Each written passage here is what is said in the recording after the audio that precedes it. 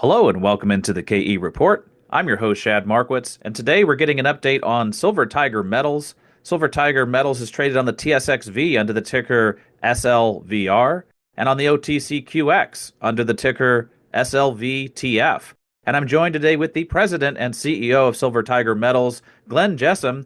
And Glenn, we've talked a lot recently, but I had to get you back on just to talk about some of the developments we've seen in the precious metal space, in the permitting space in Mexico. I want to kick things off, though, with just a quick reflection on the price of the precious metals today. Gold breaking out to a new all-time high over 28.40 at the time of this recording, and silver blasting back up to 32 again. The sentiment seems to have improved big time just in the month of January for the precious metal stocks across the board, but especially today. What do you make of the shift in sentiment from where we ended the end of 2024? Well, we'll talk about permitting in Mexico, but I'm chuckling here as I heard you say that the price of gold had reached an all-time high. I've been head down all day with the team in Mexico, getting ready for what will be the build of our open pit, and we had meetings on the PEA and how fast that's coming along. So I didn't even know we were at an all-time high. And I'm not going to make myself look like I'm not paying attention. I've always said to you and to many, the price of the metal for people like us, our group building mines in Mexico for a long time and getting ready for another one.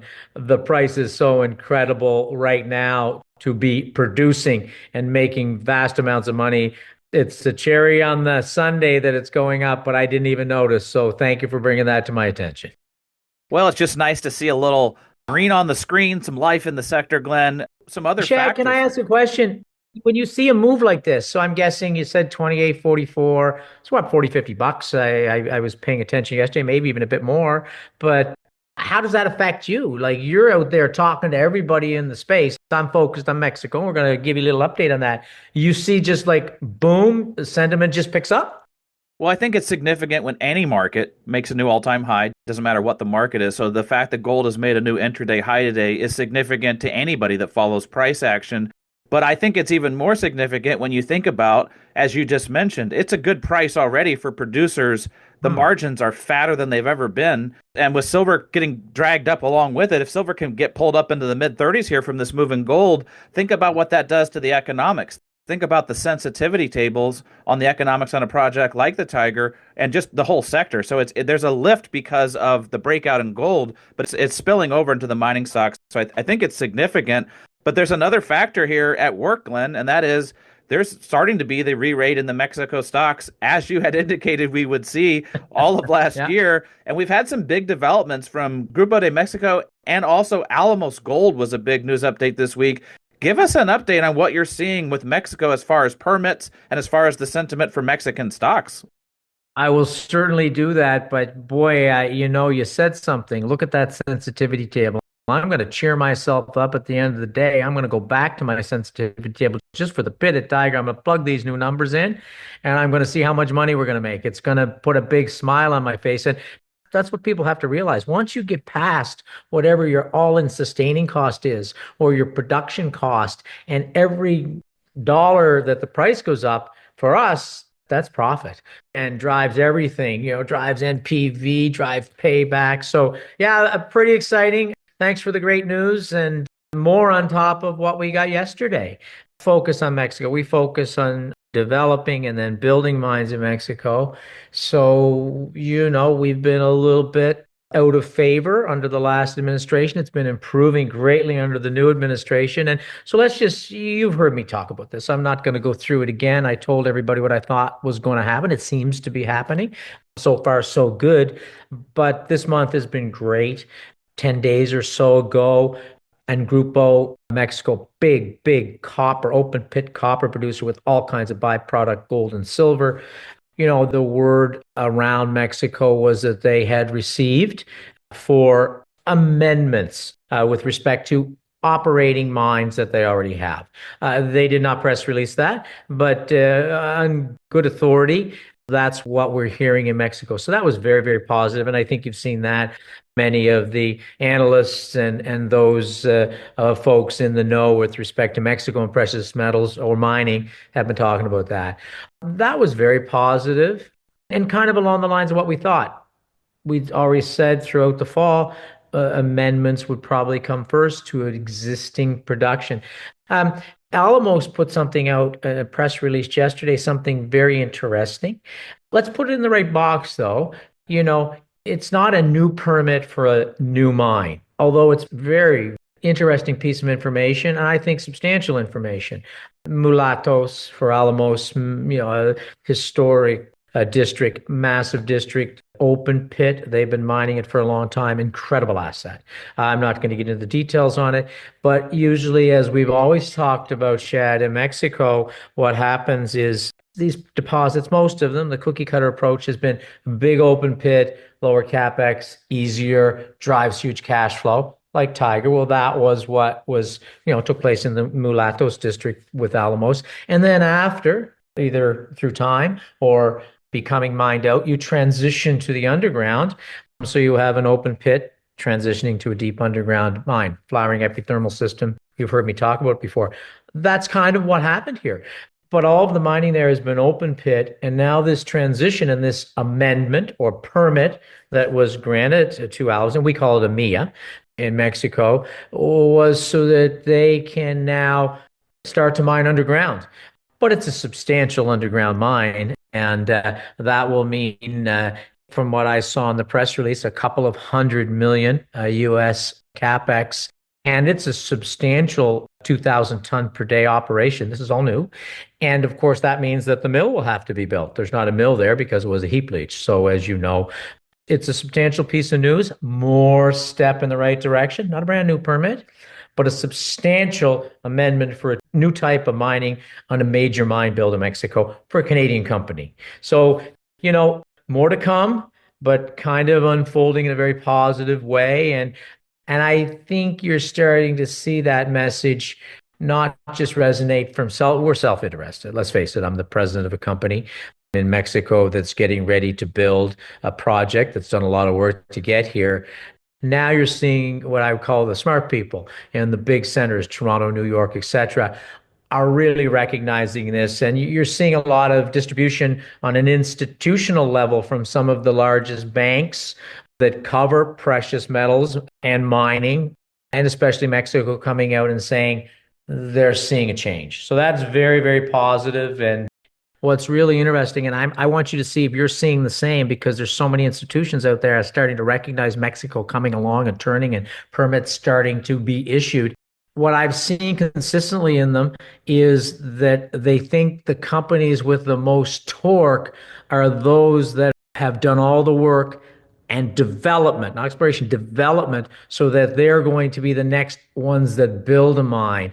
And Silver Tiger, in most of the ones I've seen, is in that list of most torque, and torque meaning, re-rating with respect to share price, which re-rates your market cap. Have you seen some of that in what you're seeing in your sources? Absolutely. I've seen several just Good. recently mentioning not just Silver Tiger, but again, Gold building their Los Go, Ricos go for South sure. project. Absolutely. Yep. Yeah, fantastic project. Yeah, Glenn, I've been seeing the same thing across my desk. I've been getting lots of updates from financial houses, upgrading Mexico, upgrading some of the stocks, upgrading the precious metal. So it's nice to see.